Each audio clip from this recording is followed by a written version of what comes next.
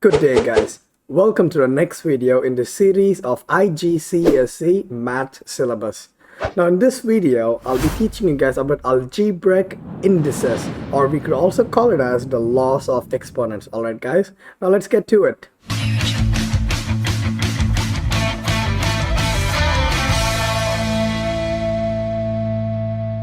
Alright guys, so for these questions, we'll mainly be using the three laws of exponents. So the first one would be looking something like this. The second one would be looking something like this. And the third one will be looking something like this. Alright guys, and we'll be using these three laws to solve these questions. Alright guys, now let's go ahead and solve it.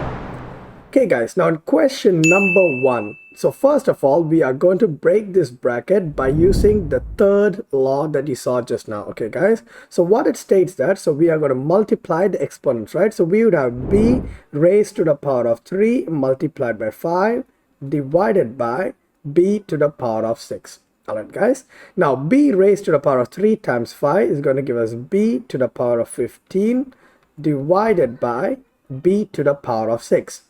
Now if we take a look at this now guys, we can use the second law that I just showed you right now when the bases are equal.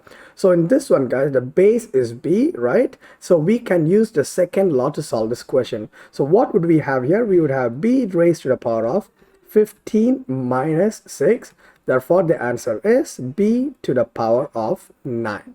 Alright guys, now let's go ahead and solve the second question guys. So if you take a look at it, you see that there are many variables going on and it's as a fraction, but do not get panicked. Alright guys, we use the same steps to solve these kind of questions. So first of all guys, let's get to this. So we have m to the power of 4 over m, right? So m to the power of 4 over m is same like m to the power of 4 divided by m.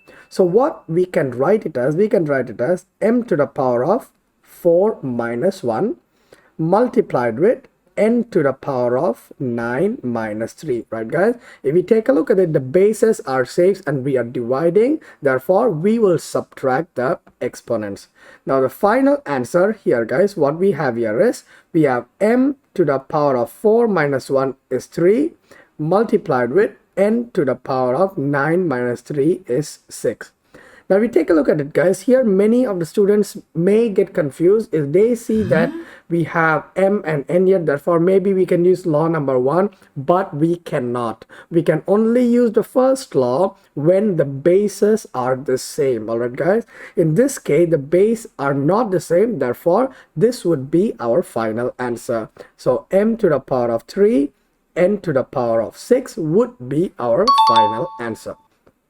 Alright guys, now in question number 3, I would like you to click pause, try and solve it by yourself and come back and watch if you have solved it properly. Alright guys, now first of all, if there are numbers here, we are going to see if we can simplify the numbers. Okay guys, so what we have here, 12 over 4, 12 divided by 4, we are going to get a whole number 3, right guys?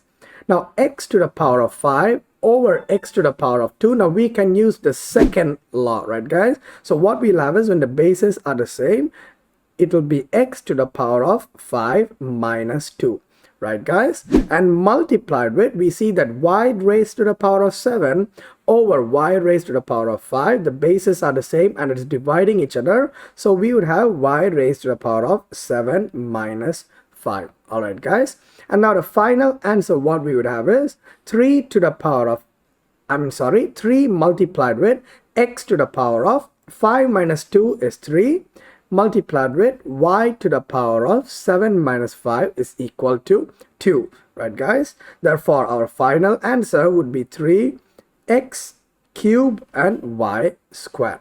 Alright guys, now let us go ahead to the last question. Again guys, I would highly suggest you to click pause, try and solve it by yourself and come back and see if you have solved it properly.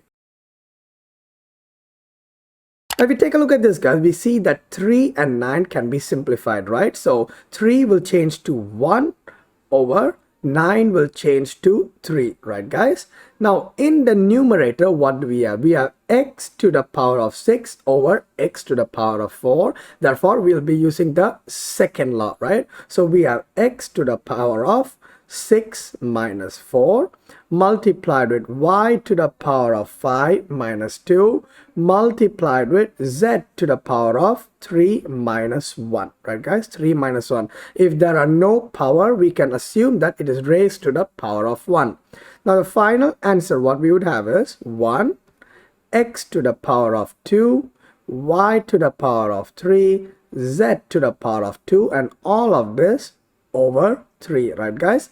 Now the 1 in the numerator, it is not compulsory to write it. So if you even don't write it, it will be fine. If you don't write it, it will look something like x to the power of 3 y to the power of 3, I'm sorry guys, x to the power of 2 y to the power of 3 and z to the power of 2, and all of it over 3. Alright guys, and that is how we would solve basic questions in algebraic indices. Alright guys, in the next video I'll be talking about and solving more difficult question on this topic. So make sure you click that like button and don't forget to subscribe so you don't miss out on any future maths videos. Until next time guys, have a nice day.